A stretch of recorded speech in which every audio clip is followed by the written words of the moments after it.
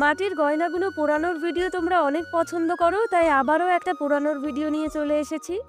একসাথে একই ডিজাইনের অনেক গয়না বানাতে বানাতে আমি যখন বোর ফিল করি, মাটিও যেন নিজে থেকেই বলে ওঠে, ওরে আমার ভালো লাগছে না, আমার এবার অন্যভাবে সাজা দেখি। ঠিক তখন আমি এগুলোকে বানাই।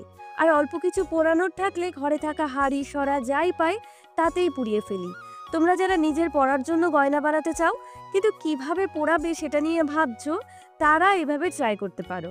কিছুই না, একটা দই বা মিষ্টির হাঁড়ি, সেটাও যদি না থাকে তাহলে রুটি বানানোর তাওয়ার উপর একটু কাঠের গুঁড়ো লেয়ার করে গয়নাগুলোকে সাজিয়ে দাও। তারপর ওই 40-45 মিনিট হাই ফ্লেমে রেখে সারা রাত ওটাকে ওভাবেই রেখে দাও। পরের দিন সকালে ময়লাটা ছাই থেকে বের করে নাও।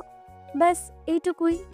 ভিডিওটা যদি ভালো লেগে থাকে তাহলে লাইক করে চ্যানেলটাকে সাবস্ক্রাইব করে দিও।